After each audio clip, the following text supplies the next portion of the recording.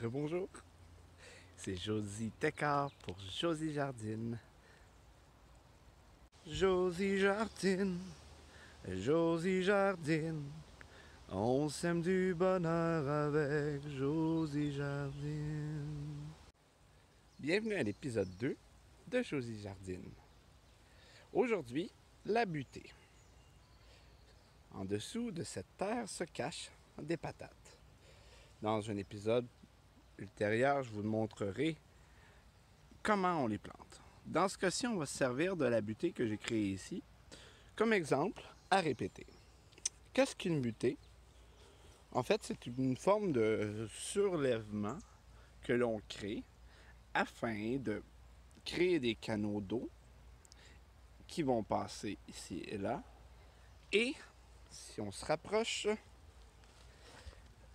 on nous donne une certaine hauteur entre là et là, où ce que l'eau va être conservée lorsqu'on arrose ou quand la pluie tombe. Donc on crée une sorte d'espace surélevé qui va forcer les racines à venir plus profondes que si on garderait le niveau très élevé.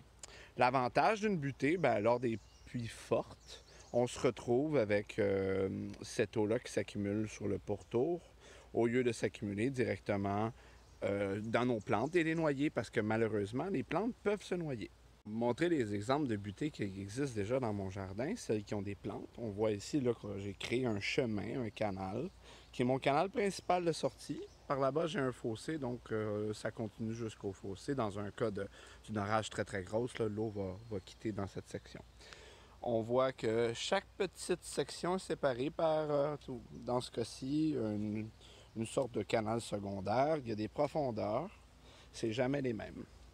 Pourquoi c'est pas les mêmes? C'est un peu comme on fait avec la canalisation de l'eau. On s'assure qu'elle fuit toujours vers l'endroit où on veut aller. Donc l'idée, c'est toujours de passer de plus haut à moins haut à plus profond. Donc l'eau coule comme ça. C'est une des utilités des butées quand on fait ça. On peut voir aussi que ça nous permet d'avoir des sections définies où je vais pouvoir me promener soit à gauche, soit à droite de la plante quand elle sera en grande floraison ou qu'il y en aura beaucoup.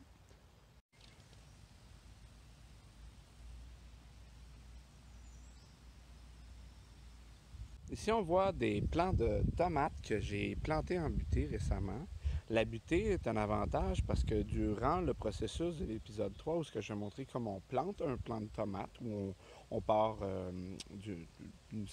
dans ce cas-ci d'une pousse que j'ai créée, ces butées-là nous donnent le gros avantage que l'on peut créer comme de petits zones ici, comme ça, en creusant, où ça fait comme des cuvettes. Puis en mettant une terre de jardin, on crée des zones beaucoup plus fertiles qui vont maintenir l'eau. L'avantage de la butée, c'en est un autre.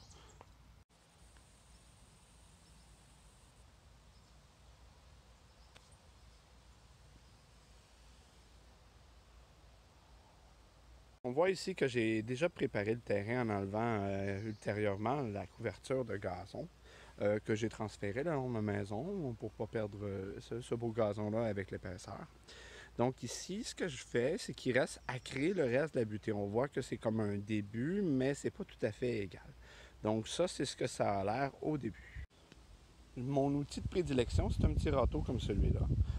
C'est très facile à manipuler, c'est pas très long, donc on ne peut pas avoir de très lourdes charges, puis on évite de se blesser en l'utilisant. Par contre, il faut faire plus de coups pour arriver à faire le même travail qu'un râteau plus large. Pourtant, je préfère celui-là justement parce que j'aime ça prendre mon temps en faisant mon jardinage.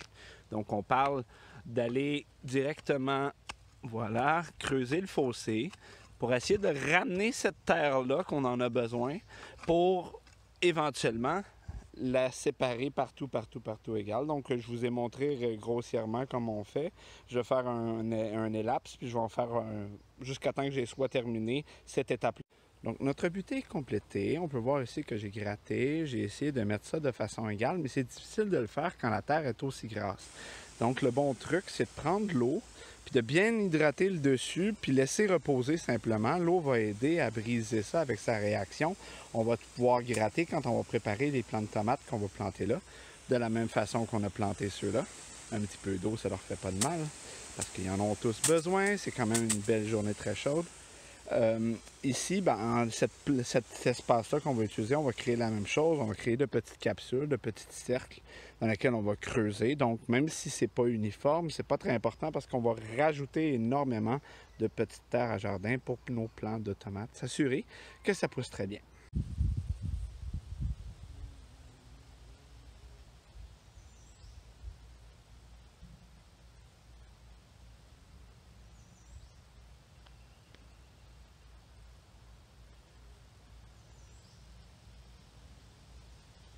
Il n'est pas important réellement d'aller vraiment approfondir les fossés, là, parce qu'éventuellement, on marche dans cet endroit-là, puis c'est notre action de marcher qui va créer à la longue ces passés-là, là, comme ça, très, très plat. C'est vraiment juste le fait de marcher. Donc, on garde toujours, comme vous voyez, plus on marche au travers, plus notre chemin se crée. Donc, on va pas besoin de faire des gros efforts pour enlever cette terre-là. Donc, la butée, au final, va finir par se former correctement lorsqu'on aura marché tout le long ici pour planter les plantes. Vous allez voir là, dans la prochaine vidéo avec les plants de tomates, bien, on va voir que ça va avoir changé sur le pourtour parce que je vais avoir marché.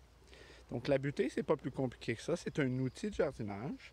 On le fait parce que c'est très, très, très pratique et ça va nous permettre aussi de séparer nos cultures de façon très nette et très claire. Donc, c'est facile de calculer la quantité de plants qu'on peut mettre quand on connaît la superficie qu'on a créée.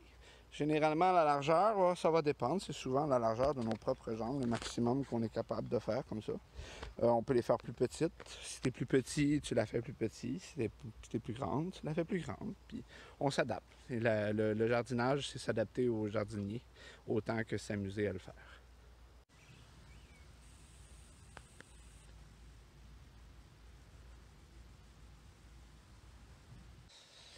Voilà, c'était la petite capsule sur comment faire débuter. C'est pas super compliqué, c'est nécessaire. Faites les vôtres, pratiquez-vous, il n'y a pas de meilleure façon de faire. Moi, je vais continuer à arroser mon petit jardin qui en a besoin et me faire manger par les moustiques. Passez une belle soirée.